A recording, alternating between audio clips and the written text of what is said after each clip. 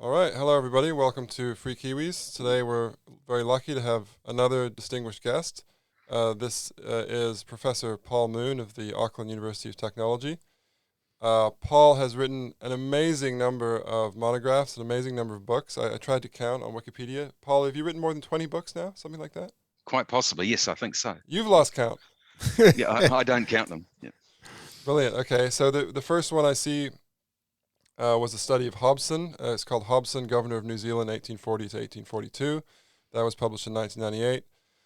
Then I'm just sort of selecting one titles that caught my eye really. 2008, This Horrid Practice, The Myth and Reality of Maori Cannibalism, a subject we might have time for today, more time for today. And most recently, I think, unless you've produced another book in the last few weeks, 2022, Colonizing New Zealand, a Reappraisal. So that's right. that's just come out, right? Yeah, Okay, so welcome, Paul, to Free Kiwis, first of all. thank you. Thank you. All right, so what I wanted to do is start out with the Treaty of Waitangi because it's a hugely important topic within New Zealand. When I got the job at Vic, I was in California at grad school last year of my PhD, and I noticed on the contract for Victoria University it says you have to respect the Treaty of Waitangi, and I thought, okay, what's that? So I had to look it up on Wikipedia. And so, it tells you the basic facts. 1840, a treaty between tribes and the crown. So I wanted to approach this as someone who is as naive and ignorant, really, as I was, and maybe still am, about the treaty. So can you just say in the simplest possible terms, as if for an international audience, what is the Treaty of Waitangi? Why is it important in New Zealand? They're two very big questions. Well, let's start out just with the first one then. So What is the what treaty? is it? Well, the treaty is an agreement between sovereign states, and I suppose that's the first important point about it. As early as 1830, Britain got legal advice recommending that it treat New Zealand as a sovereign state, and that advice filtered its way through. Nothing much happened. But by 1839, it became official government policy that New Zealand was a sovereign state, that the Maori chiefs collectively were sovereign. There were discussions about the effectiveness or the extent of that sovereignty that was fractured over a number of tribes. But nonetheless, it was important because Britain had these sorts of treaties which were by definition between sovereign states. So Britain had to recognize Maori sovereignty in order to have a particular treaty with that group. As for the reason for the treaty, that's pretty clear. There were problems with British settlers in New Zealand who by 1840 had reached about 1,500, 2,000 of them, permanent settlers. They were without any laws governing them. So British jurisdiction didn't extend to New Zealand. How do you deal with that? Well, the Colonial Office, which was the British government department which managed the empire effectively, the Colonial Office came to the view that there needed to be a formal relationship with the indigenous inhabitants of the country so that British law, and this is the crucial point, could apply to British subjects living in New Zealand. In fact, there's one minute written in early 1839, which the Colonial Office says, we want a treaty with New Zealand so that our law can be applied in New Zealand to Anglo-Saxons living in the country. That's the term that they used. And up until 1843, that more or less was British policy, that there would be two systems of government, two sovereign entities in New Zealand. The British one governing British subjects here, and Maori sovereignty could continue as it had for centuries. That's an uncomfortable thought for some people, but it's beyond dispute. All the documentation, without exception, leading up to the treaty and for the couple of years afterwards confirms that. So the first trial, which involved any Maori being put through the British justice system, took place a full 2 years after the treaty was signed, and only because, in this case, it's a trial for murder, the victims were British subjects. And so there's that overlap there. And from then on, you slowly get this process where British sovereignty expands and Maori sovereignty contracts to the same degree. But even as late as 1843, Lord Stanley, who was the colonial secretary in London, said, we only want our jurisdiction to apply to British subjects living in New Zealand. It will apply to Maori only for the most serious of crimes. But So, apart from that, there'll be two systems. So if that's the case, to what extent at the time in 1840 did the treaty abrogate Maori sovereignty? The treaty gave the British, and if you look at Article 1 in the English version, it gave absolutely, without any reservation, all the rights and powers of sovereignty which the chiefs exercised was transferred to the Crown. Now, so if that's the case, the dual system that they held applied at the time was nonetheless through the exercise of what they saw as sole sovereignty over the country. Well, if we take the text at face value, Article 1 of the English version, it just doesn't work, because to believe that, you'd have to believe that 542 chiefs around the country decided we're going to give up our sovereignty absolutely without reservation, all the rights and powers of sovereignty that we exercise or possess or may be supposed to exercise, possess, we're handing all that over to the Crown. Now, these are chiefs who would fight to the death for minor incursions into their sovereignty. Mm-hmm. So how do we explain that? Well, of course, the British policy behind it was very clear that, yes, Britain wanted full sovereignty over the country, but that's territorially. When it comes to over whom that sovereignty was exercised, it was explicitly confined to Britons living here. So chiefs, I think, quite willingly gave over the right to govern what was about 1% of the population, and often a troublesome 1%, gave over that right to the British to govern their own people. But certainly their own authority in the treaty was not undermined in any way. In fact, the Queen promised to guarantee them the right to exercise their chieftainship, which amounts to a form of sovereignty as well. Right. So this is bound up with the controversy over which version of the treaty should be treated more seriously, right? Because there's an English version and a Maori version, and as I understand it, the consensus view now is that the Maori version takes precedence because that was the one that was circulated, and also you have this legal argument that the Maori were in some sense the weaker party, and therefore when you have two parties signing a contract and one is the weaker party, you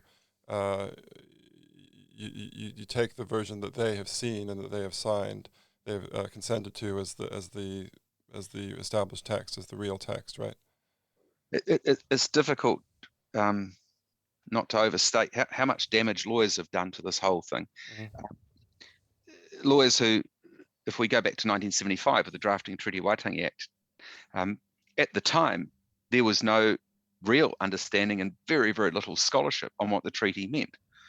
But nonetheless, legislation proceeded, and this has been the case ever since, that the law has been, in a sense, going in a different direction from scholarship.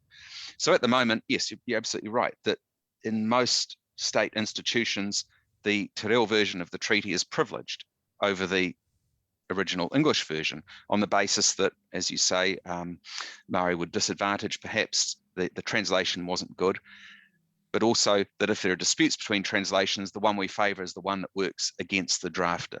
So these are the reasons that are given, but also, of course, that the Te Reo version gives the impression to some people that it favours this idea of Maori being sovereign, independent from the British, allowing the government to govern, but not to exercise sovereignty. And you enter into this great sort of hair-splitting exercise as to what's the difference between government and sovereignty.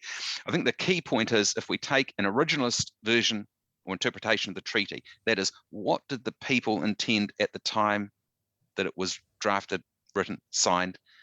What do they really want? Well, Britain wanted, and it was a short-term measure, they wanted sovereignty over their people living in the country. Hobson's administration, for example, I think originally was about 4 or 5 people. That was the entire government of the country, barely enough to govern the 1,500, 2,000 Europeans living here, but absolutely no way was there any intention to govern Maori at all. That's the situation in 1840, but of course it changed dramatically by 1852. You've got the New Zealand Constitution Act being passed, in which New Zealand has a representative government from that point onwards. It doesn't represent everyone, there are huge limitations on who can vote, but it basically shunts the treaty to one side and says, well, look, this no longer applies. The treaty was a measure to deal with the situation in 1839, 1840. And by 1845, things were changing quite dramatically. And by the early 1850s, New Zealand got its own government, a representative government, passed its own legislation. So the treaty was sidelined from that point onwards. So the original interpretation is what people draw on now, but they do that perhaps at the expense of all the developments that took place in subsequent years. Right. You raised another topic that interests me, which is that the Treaty of Waitangi is seen as a very important document in the New Zealand Constitution in a loose sense. And that's also interesting as someone who came from abroad and as a Canadian, because in Canada, for example, we count the number of years that Canada has been around from the British North America Act of 1867, which I believe granted Canada Dominion status. Now, there's an equivalent moment in New Zealand that I think happens in 1907. That's right. But it seems like in New Zealand, the National Day, the Waitangi Day, and the way that the age of New Zealand is counted is back to 1840. And also recently I've seen in the press some articles saying that the Treaty of Waitangi is also foundational in some sense for New Zealand democracy. So in what sense do people mean that when they say that the treaty is foundational to our later system of government? Well, there are two issues there. Firstly, as far as the constitutionality of the treaty is concerned, bear in mind this is an agreement between two sovereign states governed by international law. That's what treaties are. We now have the treaty as an internal agreement within a single sovereign state governed by domestic law or intersecting with domestic law. So even its treaty status is questionable on that basis. As for the treaty being the basis of democracy, I suppose that's got some sort of romantic appeal to some people, but it's simply not the case. It's manifestly not the case. The treaty established a form of government which was a form of colonial dictatorship, really. The governor, and this was common to many colonies, the governor would enact laws without any representation whatsoever. There were no elections. The governor was chosen in London, appointed in London, sent to a colony such as New Zealand, would make laws for governing the territory. In what way was that democratic? Well, it wasn't at all. There's nothing in the treaty that props up any notion of democracy. And that's, in a sense, a separate issue. The treaty really established the extent of British jurisdiction in the colony as a makeshift measure in the late 1830s, early 1840s. That was its purpose. And this was the way that British government policy was developed. There was no great strategic vision that said, well, we're going to have a treaty, then we're going to have some sort of representation in the 1850s, and it's going to lead to this. There was none of that. Absolutely none. So that being the case, when I think you said in 1852 the seeds of democracy were planted, to what extent constitutionally were Maori subject to that? If they hadn't ceded sovereignty, is it just a de facto thing that they became subject to that, or was there some process by which they were consulted or brought on board with those changes? I think it's helpful to see this constitutional evolution as almost like an ecosystem, that there are different components vying for their particular bit of sunlight or their moisture, whatever. They're looking for nourishment. And the ecosystem is without anyone managing it. So there was no decision to deny Maori sovereignty or to do this or that, but the consequences of short-term reactions had that effect. So in 1852, the Constitution Act, one of the requirements to be entitled to vote was that you owned land. And of course, most Maori at that time lived on land that was collectively owned by the hapu or the iwi, or in the possession of. I don't think even ownership is the right term. So Maori were excluded from, effectively in practice, excluded from voting. And so it necessarily wasn't a fully representative system. And part of the way which the colonial authorities dealt with that was in 1867 to pass the Maori Representation Act, which created 4 Maori seats. Because of that problem that there wasn't representation, and that's one of the most far-reaching pieces of legislation that we have, because it anticipates the need for a broad form of representation in Parliament, so that Parliament at least is informed by different views. But there was nothing in the 1852 Constitution Act that really allowed for that. And was that simultaneous with universal male suffrage? No, in fact, I think it preceded it. So Maori men could vote before all Pākehā men could vote. That's interesting. Because there wasn't a property restriction on voting. So Maori seats were basically brought in because there was a property requirement, but Maori had this different way of owning property, and therefore they changed it. They made a sort of exception for Maori, but that exception didn't apply to Anglo-Saxons, as it were, Pākehā, who didn't own the requisite amount of land. Well, the land ownership requirement wasn't racially based. So there were a lot of Europeans who couldn't vote, European males who couldn't vote because they didn't own land of a sufficient value. Right. So it was the land ownership requirement, but in effect, it meant that most Maori couldn't vote because the collective nature of Maori land meant that they didn't have the right size of land or the right value of land to entitle them to a vote. Okay, great. So I guess maybe one last question on the Treaty of Waitangi. So this is another thing that strikes me as someone who's come from abroad, is that the Treaty of Waitangi is appealed to in a broad array of arguments nowadays within the university and outside. So, for example, the discussion about affirmative action, people sometimes appeal to the treaty. We have certain obligations, according to this reading, that flow from the treaty. I have to say, sometimes this strikes me as quite ambitious if you read the actual text of the treaty. But I have to allow for the fact that there are a lot of things that happened in New Zealand that I'm not really read up on. And I understand that there was a movement of legal interpretation, especially in the 1980s, that found in the treaty or read into the treaty, depending on how you view it, various principles that could then be applied more broadly. Can you go into that a bit? What was that process like, and what conclusions did it reach? Well, that process is preceded by the belief that the treaty is a constitutional document, a founding document in New Zealand. And it has elements of that, but it has elements that aren't really consistent with most founding documents. If you look at the American Constitution, it has in it provision for amendments.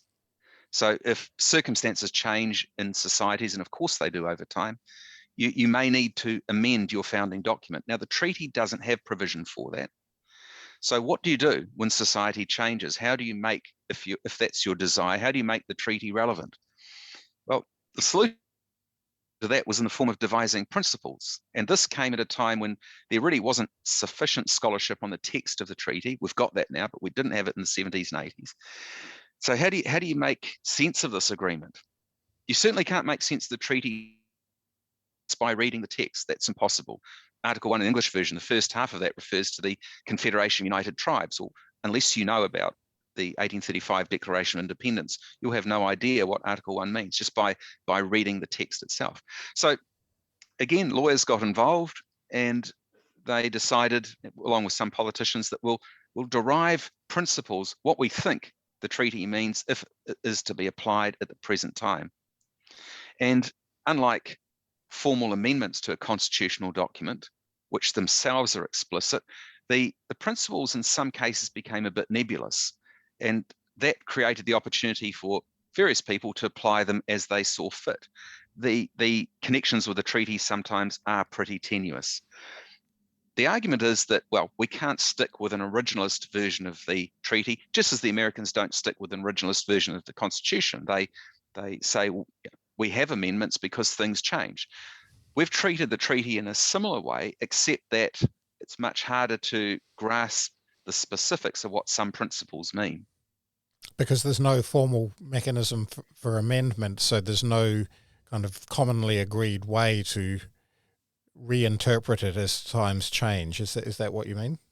That's part of it. The other part of it is that if you have a formal system of amendments, you have a written amendment which is fairly precise in what it means.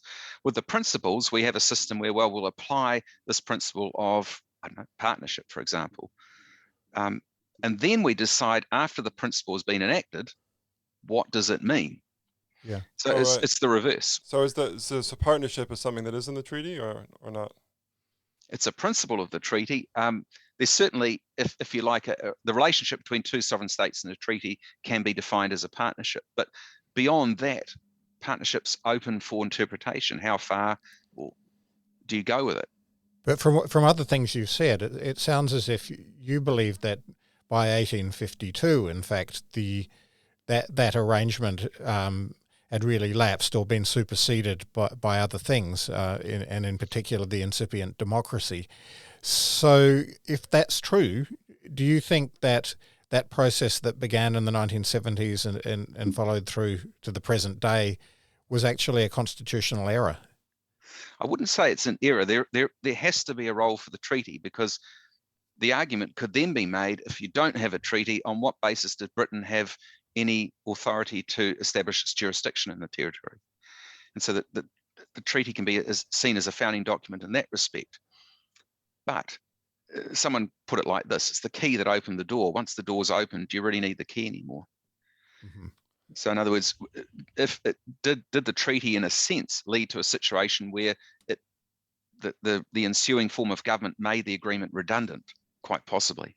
So if it did, then what happened in the 1970s was revivifying a document that had been redundant for something like 120 years. And that might be a good thing. It might be that here's a document that will resolve some of the problems that have occurred since. So, for example, Right. if the Crown confiscates 2 million acres of land, Tainui land, Yes. that's in breach of its guarantee to ensure that Maori have full exclusive understood possession of their lands, states, forests, and fisheries. How do we remedy that? Well, the law doesn't provide for remedies because the Crown is sovereign. It can do what it wants. So we need a form of remedy for a clear injustice. How do we go about that? The treaty becomes the authority again. So in that sense, the treaty might be understood to have some constitutional force, in the sense that it acts on a limit on the government, right? In a way that fundamental laws and constitutions do in other countries.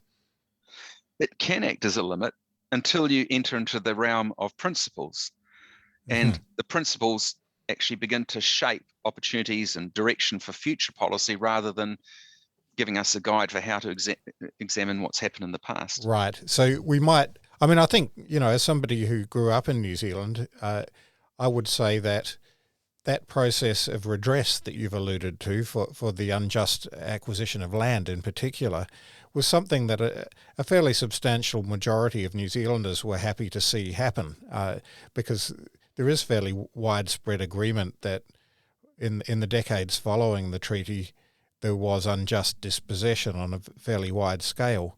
So that is historical redress, but would it be your position then that while that part of it was quite justified, it's the projection into the future based on principles that is more problematic?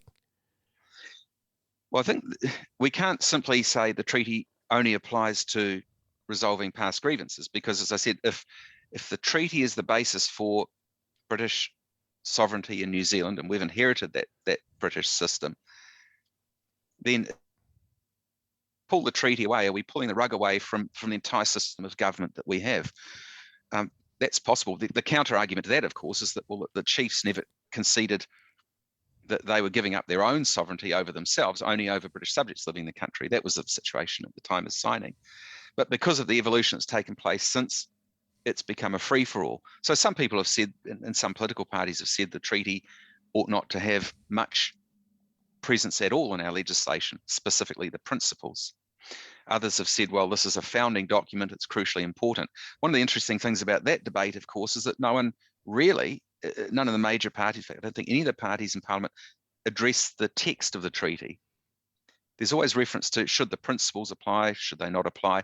No one really says, what about the text? What about what the treaty actually provided for? And I think that's probably unique when it comes to constitutional documents. I can't think of another jurisdiction that has a founding document where people say, we won't address the text of that document, but we'll address the principles we think have derived from the text. So is it fair in that respect to say that the treaty has become itself, the original treaty has become symbolic, and that what we're really working with is an interpretation of principles derived from it much more recently? That seems to be the case, because if you look at legislation which refers to the treaty, almost without exception, it refers to the principles of the treaty, not the provisions. Right. Okay. Well, thanks very much for that. I mean, there's obviously much more we could go into on the treaty. I did want to move on to a couple of other topics. So one of them is, well, as I mentioned at the beginning, you've written this book, This Horrid Practice, The Myth and Reality of Maori Cannibalism in 2008. And I think it's fair to say that was reasonably controversial. So I want to give you the chance to say, why did you write that book? What were your intentions going in? What was your methodology? And how did you approach that? Yes, I'll just pick up on that controversial bit. It was. I had a very senior academic wrote a review of it, wrote a condemnation of it in the New Zealand Herald. Condemned the book. Unfortunately for her, she admitted she hadn't read it yet. Oh dear. And but this is the sort of thing that's happened to me since quite often. But there's controversy without basis. People presume it's going to say this, and they'll become enraged without going to the effort of actually finding out what it is they're enraged about. As far as the reason for the book, publishers, actually Penguin, approached me and said, "Have you read this?" And it was a book by an anthropologist, Gananath Obasekere, who said essentially his argument was that cannibalism didn't exist in the South Pacific, and it was something that Europeans made up in order to justify their violent seizure of territories in the region. How do you justify it? You demonize the people you're taking territories from, and somehow morally it seems a bit more worthwhile. That was his argument. That's oversimplifying it, but essentially that was it. And I thought it's an interesting proposition. You can see from a purely theoretical point of view, it has some appeal. But what irked me about this is, in order to sustain that argument that there wasn't cannibalism, that was basically something that happened in the minds of Europeans, or that Europeans encouraged cannibalism in order to demonize indigenous groups, you'd have to deny all forms of evidence. So what I thought is, rather than saying, well, I'm going to provide a counter to this argument, I thought, wouldn't it be better just to examine the evidence to see if there is a case that cannibalism took place? And I wasn't at all interested in the morality of it, because I think that's a silly way to go, to say, well, cannibalism is wrong, or it's right, or whatever. That's an issue for other people to deal with. But I was concerned with the evidence. Could you make a case for cannibalism, and could you make a case that it didn't happen in New Zealand? So the evidence was, putting it mildly, compelling. You've got oral histories which refer to cannibalism. You have numerous eyewitness accounts from early European visitors and settlers in the country. There's a small amount of archaeological evidence. And when you start putting all this together, you say to yourself, well, here's the evidence. Where's the evidence that it was made up? And the evidence was just too compelling. Too many witnesses from too many different parts of the country report similar things without conferring with each other. If it was a conspiracy, which is what some people have argued, that Europeans got together and conspired to make up these stories about cannibalism, would need to see some evidence of that, because you look at Watergate, that was a conspiracy, and it falls apart pretty quickly, these things, when you interrogate them. But to have this mass conspiracy with people over several decades visiting the country, and then somehow getting together secretly and producing texts over several decades, say, yes, we must argue for cannibalism. And we must make sure that Maori have their own histories of cannibalism. We'll encourage it. It's just preposterous. Well, so, what if it's not a conspiracy, but you take the view that it's just an element of European ideology coming in, that they go out to the Pacific with this mindset that these people are savages, and who knows, they probably eat each other. And then, they're not conspiring with each other, but they're kind of expecting to find cannibalism, so they misinterpret various things in that way. So when you see parts of human bodies being cooked and subsequently eaten, and you write about this, when you have certain people boasting they've captured this many people in a raid during a war, during a battle, and they're bringing them back and they cook them and eat them. When you have eyewitnesses to this, and the eyewitnesses are credible. And there are various ways, even textually, and I went into this. Some people do exaggerate in their diaries and for effect, and some people do lie for various reasons. But there are little textual telltale signs at times when this happens. So sentence length changes, vocabulary changes, punctuation style changes, little tells people have when they're exaggerating slightly or lying. And so I even tested that, and again, the accounts pretty much proved to be reasonable. When you've got these eyewitness accounts, these things, these are reputable people in a lot of cases. They're serious people. They have no motive in making this up. And of course, why did they go to the effort of trying to convince Maori not to be involved in cannibalism if it didn't exist? So there's all these different angles, and everywhere you look, you find more and more evidence for it. And again, this isn't a moral judgment, because most cultures at some point in their history, if you go back far enough, have been involved in cannibalism and slavery and so forth. Yeah. So it's wrong for people to say, well, they were cannibals, therefore, our group is superior to them. That's the worst thing that you can do. I mean, I guess it's a bit like criticizing, in particular, say, American history for its practice of slavery and up until the mid-19th century, as if that's somehow unique to the human experience, it's been the norm just about everywhere and always until about 250 years ago in Europe. Exactly. And just on a little trivial side note, the person who drafted the legislation to abolish slavery in Britain, Sir James Stephen, was also the person who drafted the instructions for Hobson for the treaty. Oh, interesting. So can I just go back slightly and ask about the archaeological evidence, because that seems to be crucial, because I've actually heard this view from a student. I was just a one-off conversation. I was saying something about, there's evidence for cannibalism, and she said, oh, well, those are all colonial sources. So the archaeological evidence seems to me, despite, along with all the considerations you've just deduced, the archaeological evidence seems to be crucial, because it's not written from the colonial side. It's sort of more objective in that sense. To a point, the two problems with the archaeological evidence is it's very slight, and you can always have alternative interpretations. So if they're human bones with what appear to be teeth marks scratched on them, bite marks, you could interpret that in all sorts of other ways. So it's not conclusive in itself. But as for the criticism of colonial sources, that seems to be a common blanket criticism. We can't rely on this because people from the 19th century who had a particular worldview wrote it, and they had a bundle of prejudices with them. Well, that applies to every single source that's ever existed, that there are always prejudices behind them. Nietzsche said that everything you read has been written for a motive. Of course it has. But that doesn't mean you just simply write them off. You can look at this and say, well, yes, we can see there's a particular cultural perspective, but that doesn't invalidate what's being witnessed. And the other thing too, in the case of cannibalism, do you then ignore all the oral histories that refer to cannibalism?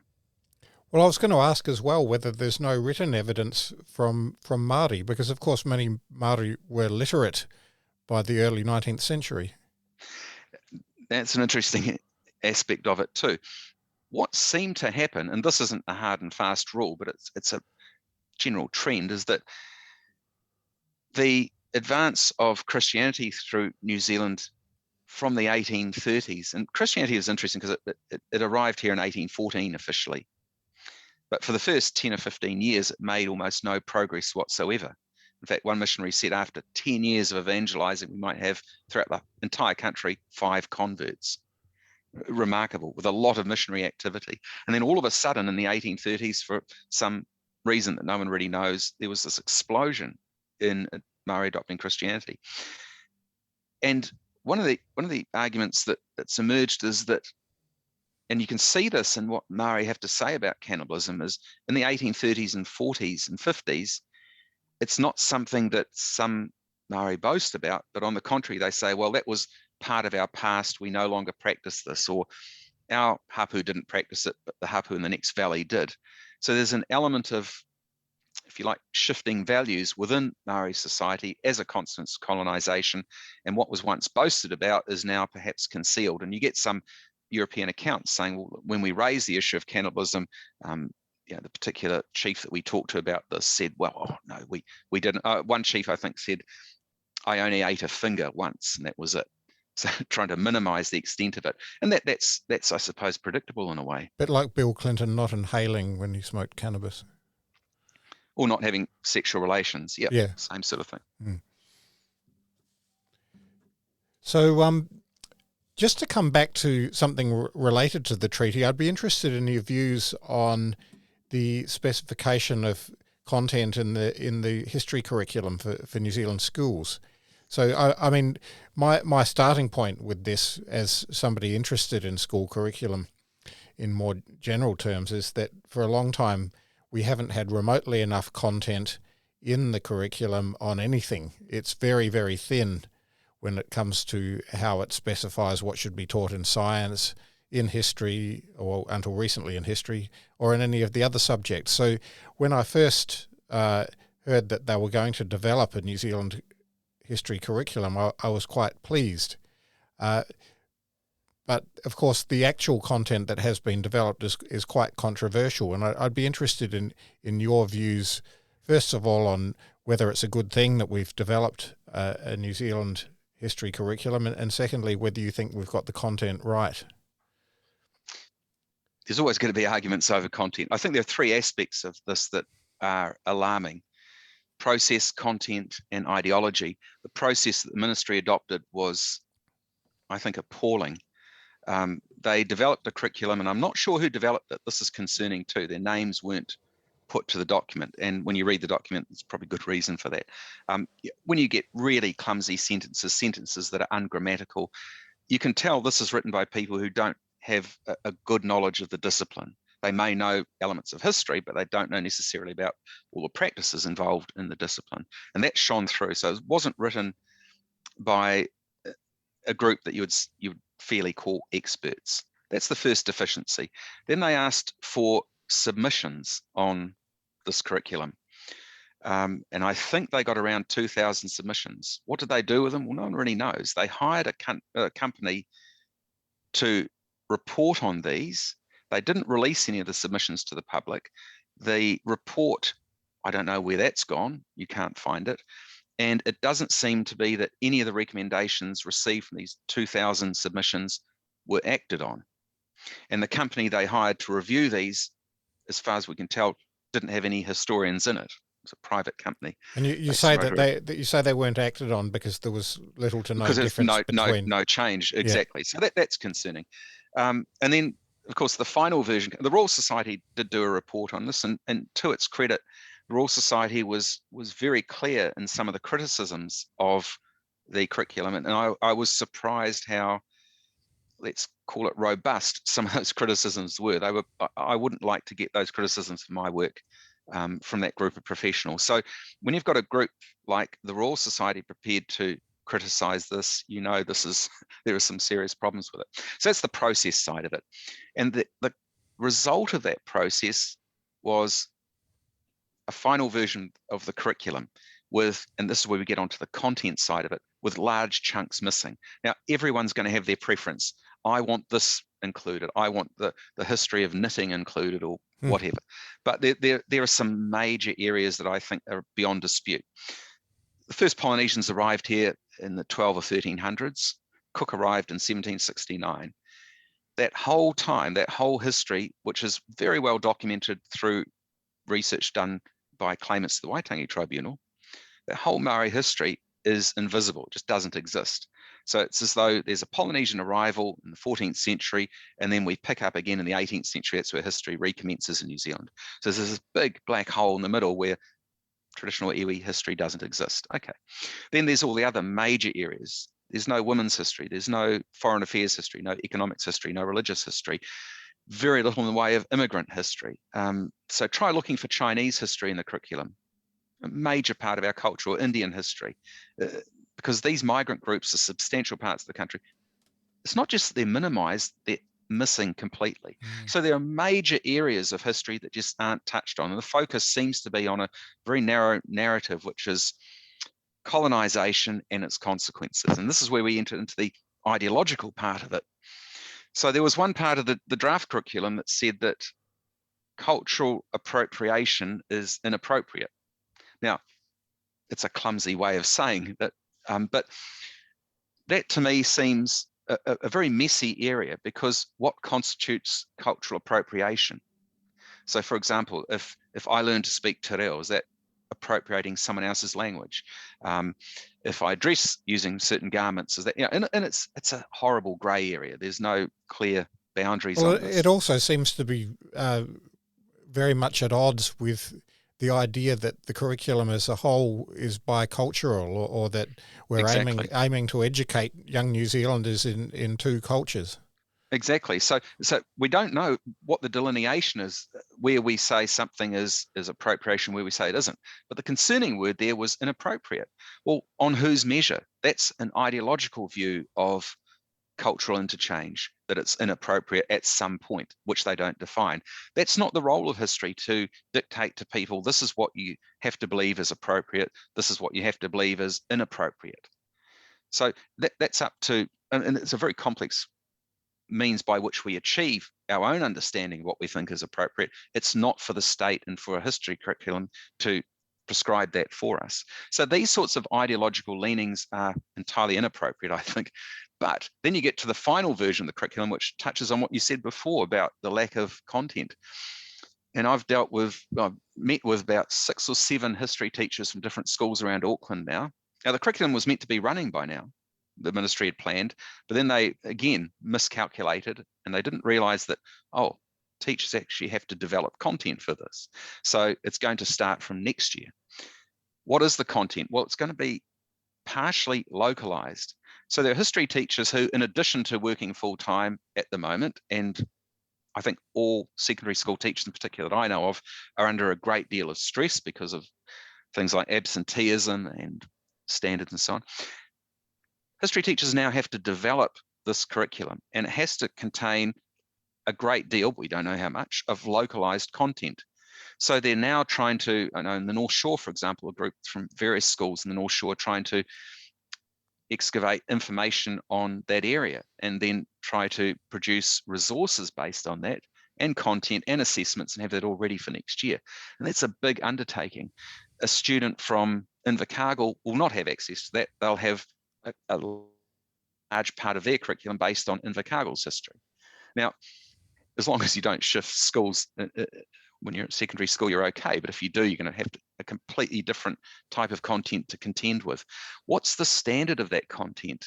What's the depth of it? What's the engagement with mana whenua groups? What are the resources available? Well, that's going to vary depending on where your school is and depending on the approach that your teachers take. And the approach that your teachers take now is going to inform perhaps the next generation of what's taught at that school. Yeah. Sorry, it's very ad hoc, isn't it?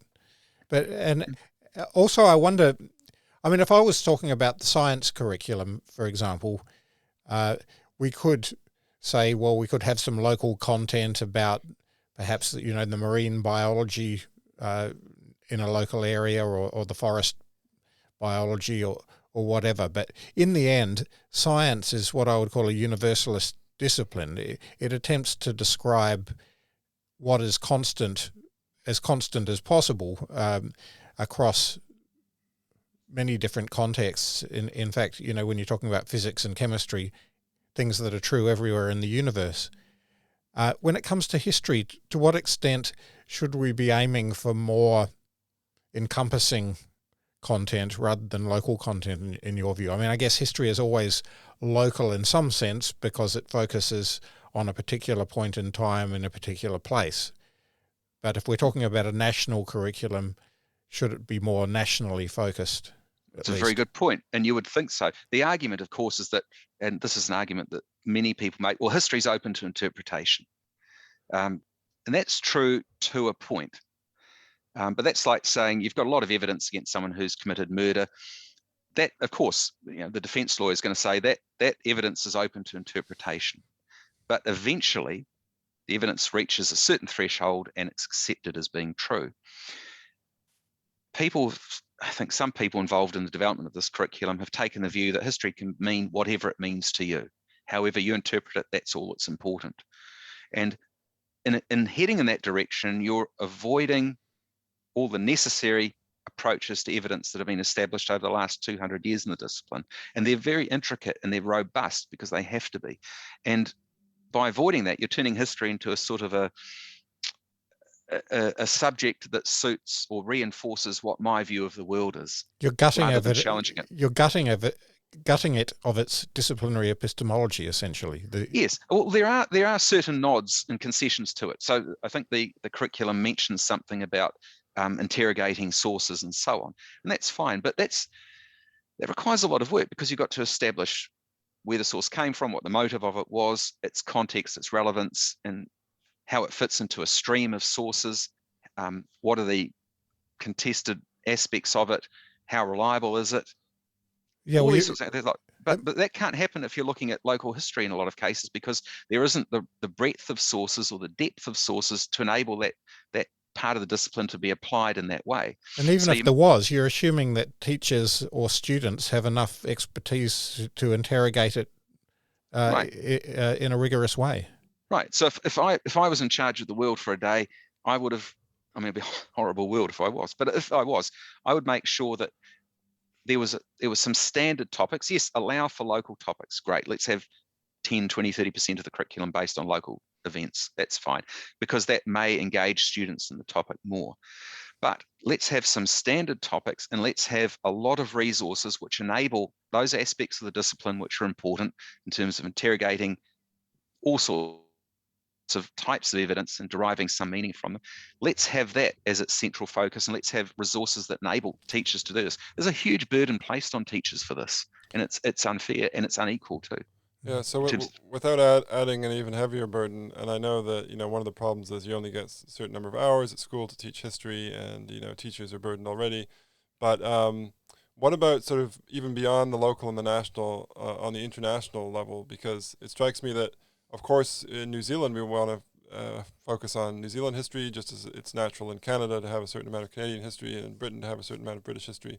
But it's also the case that there's a big world out there, and in an increasingly kind of internationalized economy, it's also very important to expose students to what was going on in Europe and the big topics of world history, like what is the Enlightenment, the Industrial Revolution, all of these things. So do you think this new curriculum is doing a good enough job at that? Oh, it's manifestly not. If you're going to have a compulsory curriculum and you isolate it to one country's or very small portion of one country's history, then you're going in the opposite direction. You're sending a message to students that all those other things you talked about aren't as important as this, because this is compulsory. This history of New Zealand's, they use, I think, the term bicultural history. This idea that there are two peoples, they're two discrete groups, and they're sort of encountering each other and chafing on contact at times over the period of 200 years. That's all that really matters, because that's the compulsory part. And that may send a message to students that this is more important than trivial things like the Enlightenment. That's neither here nor there. The other point too, of course, is that great effort has been invested by some people involved in designing this curriculum in making history appealing to people. And I think this is a major flaw. It's almost saying, well, look, the subject is terribly boring, but if we do these sorts of colourful things, and you can even visit somewhere where the local mayor stood in 1925 in your town, isn't that wonderful? It makes history come alive. This is the sort of approach that they've taken. In actual fact, there's a problem with this whole approach, because firstly, if you look at mathematics, for example, I find that incredibly boring, but by the same token, I find it vitally important. So my view of mathematics is it doesn't have to be interesting to me to be important. And I would hope that people had the same approach about history. You don't have to be interested necessarily in the history of the Enlightenment, but you have to appreciate that it's important. And conveying the importance of history is really what should triumph in this discussion. But instead, it seems that they've gone for the novelty value approach, that let's try to get kids interested by having something that, there's a bit of blood and guts there in a battle that will get the boys interested. This sort of horrible approach to, and of course, anyone who's dealt with secondary school students will know that doesn't work.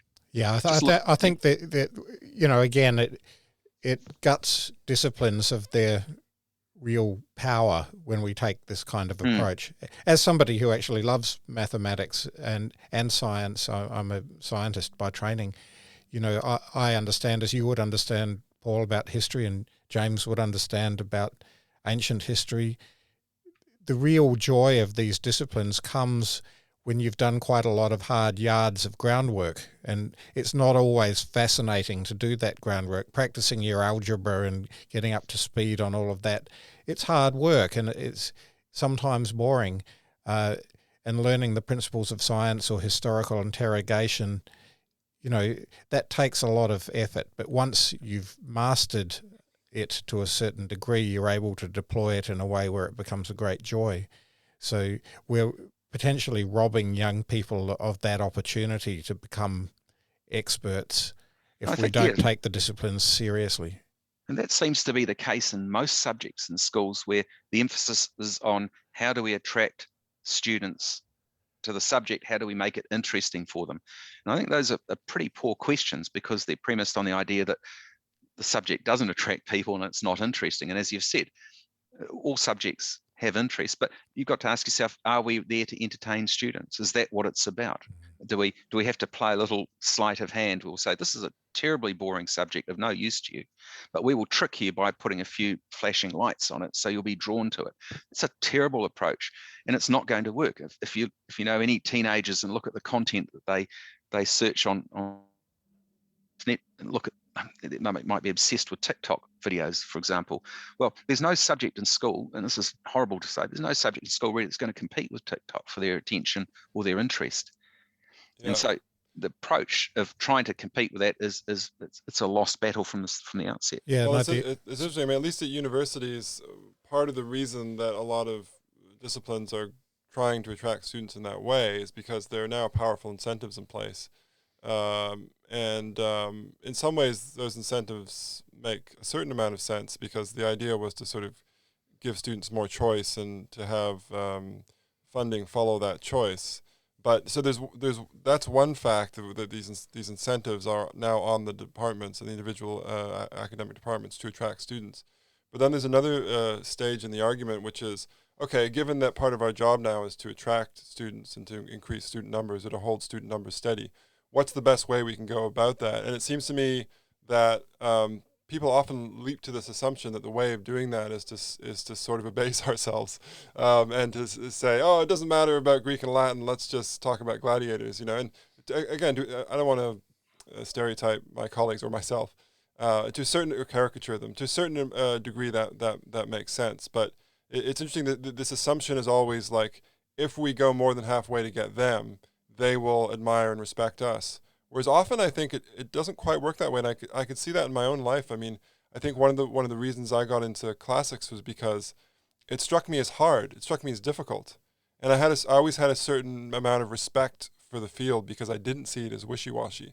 So I'm not saying this is kind of a proven thing that the harder you make it, the more people will like it. But it just strikes me sometimes as a bit of a facile assumption that if you kind of go all out in trying to attract people, then people will like you more.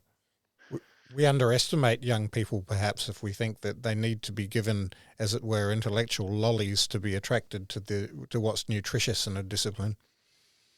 It's a good way of putting it, yeah.